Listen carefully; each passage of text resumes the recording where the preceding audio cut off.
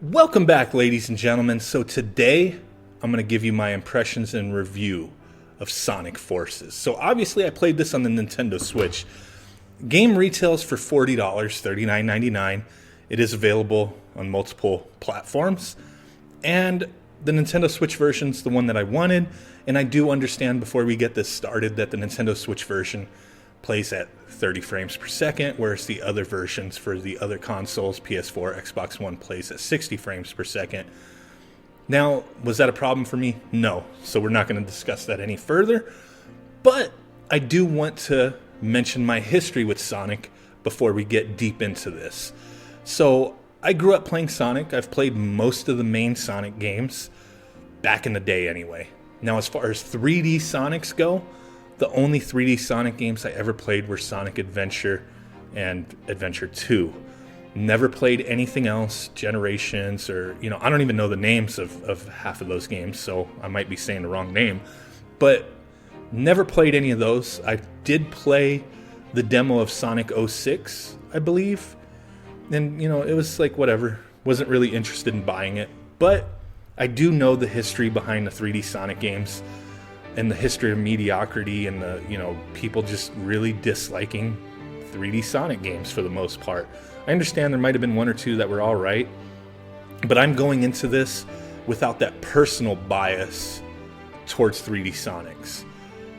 Knowing that there is a bias out there, justified or not, that, the history and the reputation with Sega and 3D Sonic games has not been great. So that is ingrained in my head, but I try not to let that bias my opinion of the game and going into it, because I was really excited to play this game. I was really excited to try it out.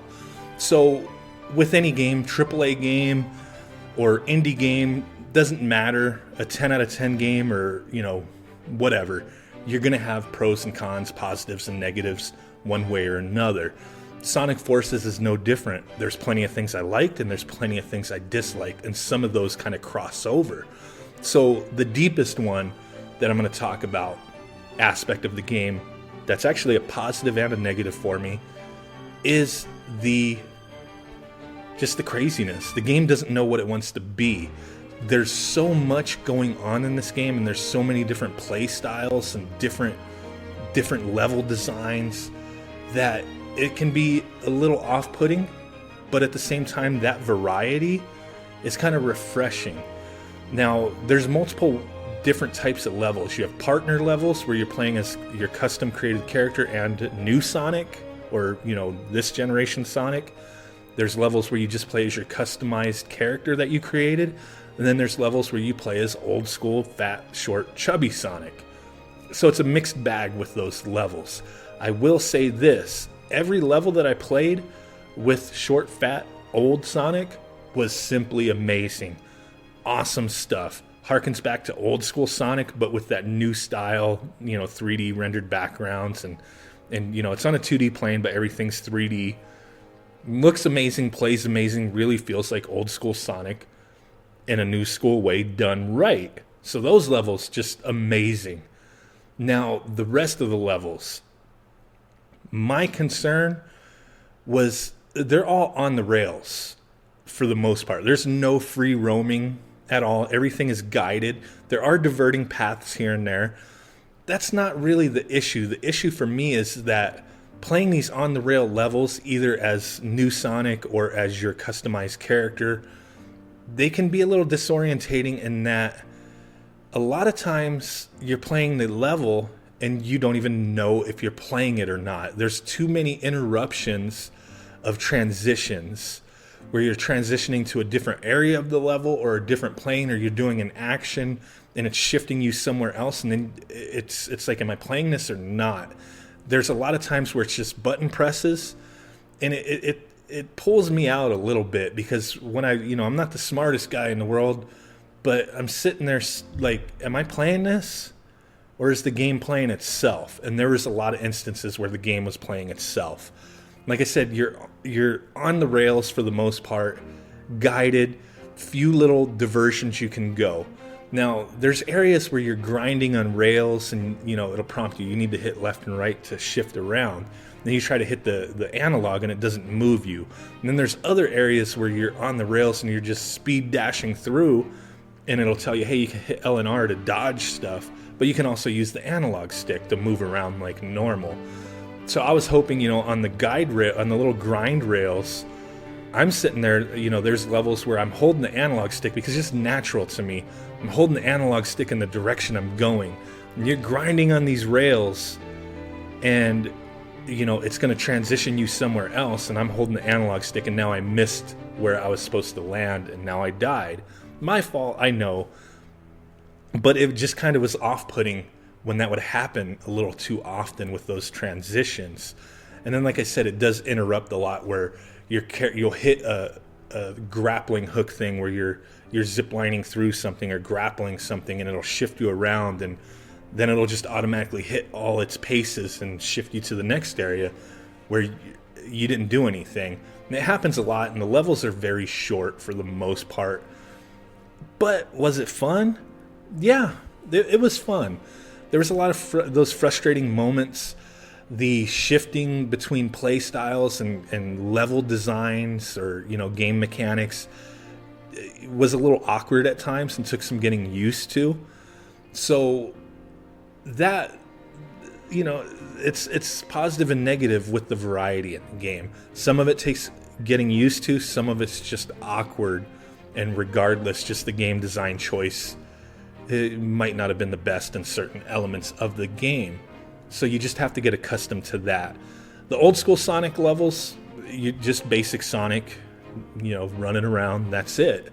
Nothing special. All the other levels, you have different moves. You can, burst through as Sonic, or, you have your little grappling and, homing, dashes and all that stuff. And you do start out with a weapon.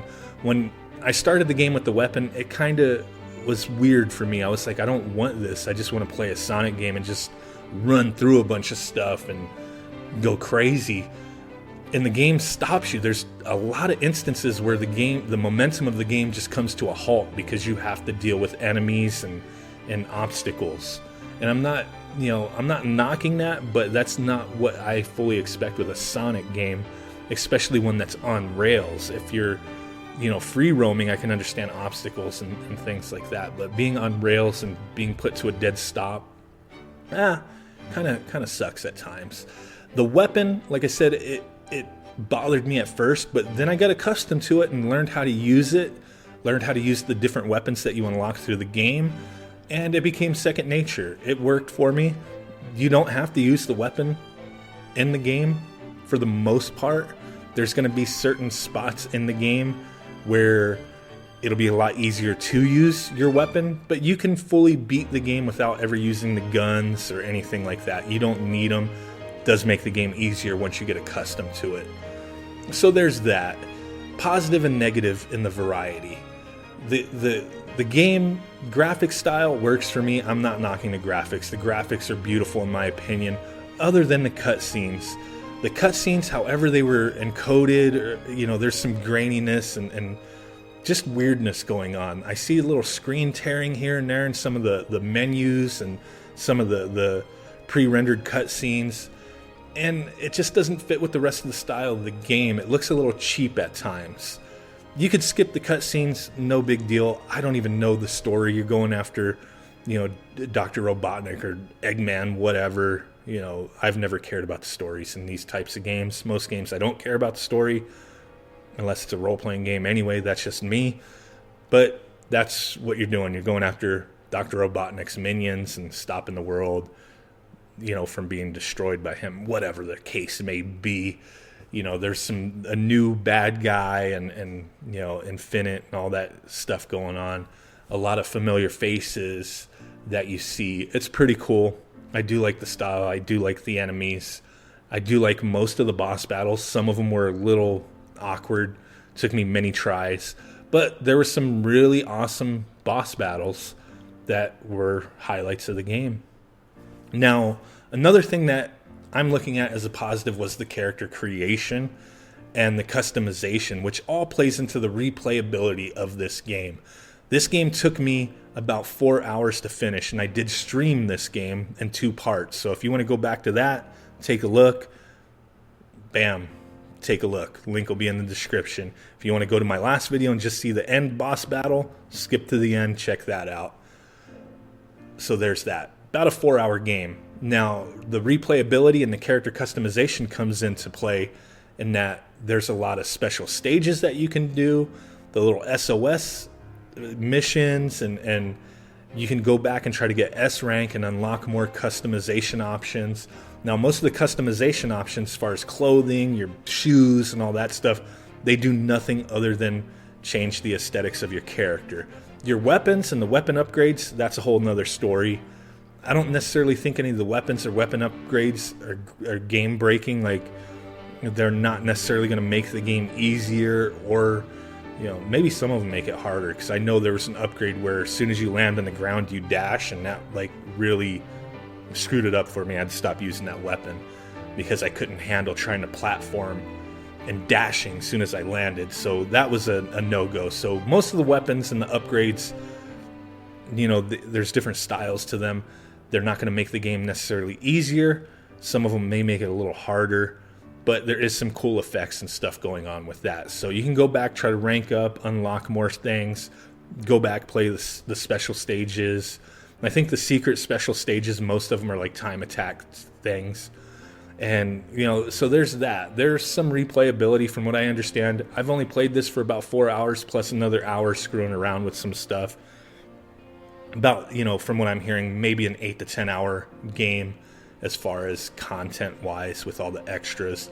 The game only has 30 stages, minus any DLC stages. Most of them are fairly short and just transition out and into, voice acting and storytelling and whatnot, which you can skip as well. So there's that. Now, would I recommend buying this game? If you're a diehard Sonic fan, yes, go for it. If you're not a diehard Sonic fan, I would say wait.